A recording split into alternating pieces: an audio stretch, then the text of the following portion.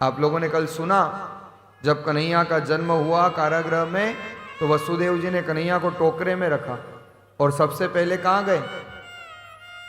कहाँ गए सबसे पहले? बोलो ना भाई, कहाँ गए? जेल से निकल के कहाँ गए? यमुना में। स्वामी रामचरण जी महाराज ने वहां से प्रमाण उठा लिया कि कामी काम बधाय के गत कामी कृष्ण मुरार, और कृष्ण जो कामी होता तो जमुना क्यों दीनों पार? भाई उस समय यमुना पे कोई पुल बना हुआ था क्या? भागवत में तो कोई ऐसा वर्णन नहीं है कि यमुना पे कोई पुल बनाया हो, जैसे आपके यहाँ बना हुआ है ना, क्या हो, रिवर फ्रंट, बहुत सारे पुल बने हुए हैं अहमदाबाद में। कोई पुल नहीं था महाराज यमुना पे, लेकिन वसुदेव जी टोकरे में रख करके मथुरा से गोकुल गए हैं। ये पहला चमत्कार है, परब्रह्म आए हैं। कोई साधारण इंसान आता तो क्या यमुना रास्ता देती? तब स्वामी रामचरण जी महाराज ने फरमाया कि कामी काम बधाय के गत कामी कृष्ण मुरार, कृष्ण जो कामी होता तो जमुना क्यों दीनों पार। सारा संसार जानता है जमुना क्यों दीनों पार, बात ये छिपी न छाने, किसी से छुपा हुआ नहीं है महाराज। हजारों लाखों वक्ता हो गए भागवत के और सब इस बात को कहते हैं, भागवत में प्रमाण है। इसलिए स्वामी रामचरण जी महाराज ने परब्रह्म माना है कृष्ण को, कहीं खंडना नहीं की है महाराज। ये लोग जो है ना आपस में लड़ाने वाले संकीर्ण विचारधारा के लोग कि ये वो हैं ये वो हैं, ये केवल उनकी मानसिक संकीर्णता है।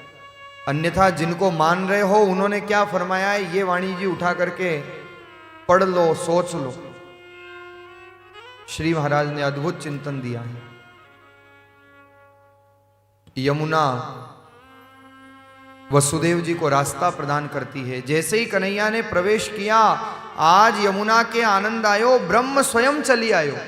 ऐसा लगा मानो साक्षात परब्रह्म चल करके आ गए। और महाराज यमुना तो उत्ताल तरंगे ले रही थी, क्योंकि रामावतार में राम जी ने गंगा को धन्य किया था। और गंगा को जब धन्य किया तो यमुना रोई थी कि प्रभु मैंने कौन से पाप कर दिए, जो आपने गंगा को तो कृतार्थ कर दिया, चरण भी प्रक्षालन करवा लिए और खूब आपने आनंद भी कर दिया, लेकिन मेरा क्या पाप है जो मेरे को आपने अछूता रखा। भगवान ने कहा अगली बार जन्म लेते ही सबसे पहले तुमको कृतार्थ करूंगा। और इसलिए वसुदेव जी जब जल में प्रवेश करते हैं तो यमुना उत्ताल तरंगे ले रही थी, लेकिन कन्हैया ने नन्हे नन्हे चरण बाहर निकाले और जैसे ही मां यमुना ने स्पर्श किए, यमुना शांत होकर के प्रवाहित होने लग जाती है। कल कल नाद निनादित जल प्रवाहित हो रहा। ये परब्रह्म के आने की पहचान है महाराज। इसलिए कहा कामी काम बधाय के गत कामी कृष्ण मुरार, कृष्ण जो कामी होता तो जमुना क्यों दीनों पार।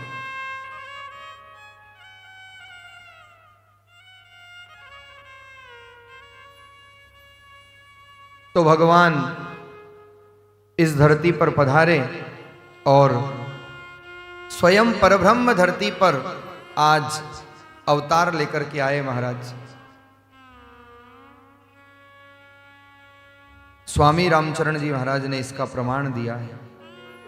एक नहीं अनेक अनेक जगह दिया है श्री महाराज ने। स्वामी रामचरण जी महाराज ने वाणी में वर्णन किया, जन्म लेत ताला जड़िया जमुना दियो पार, और गौ लुटाई नंद घर कृष्ण झेलती बार।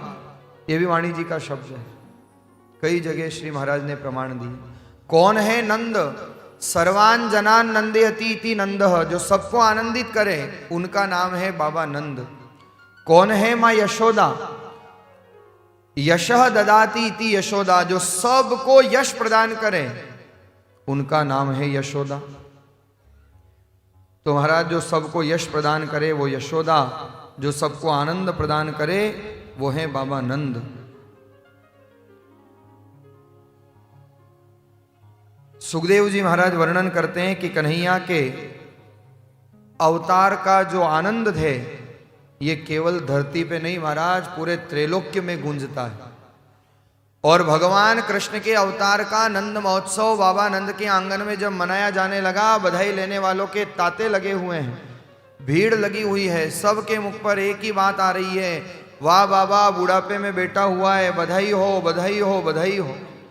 और केवल धरती पर नहीं, पूरे त्रैलोक्य में इसकी गूंज होती है। और महाराज भगवान भोलेनाथ गहन समाधि में बैठे हुए थे, लेकिन ये गूंज भगवान भोलेनाथ तक पहुंच जाती है। और जब भोलेनाथ ने देखा कि भाई धरती पे इतना शोरगुल क्यों हो रहा है, भादवा अष्टमी को तो भगवान का जन्म हुआ और भादवा द्वादशी का वो दिन था जब भोलेनाथ ने देखा कि इस धरती पर इतना आनंद उत्सव मनाया जा रहा है, आखिर ऐसा क्या कारण है जिसकी गूंज कैलाश तक पहुंच रही है। भोलेनाथ को पता चला कि परब्रह्म मानव बनकर के धरती पर गए हैं।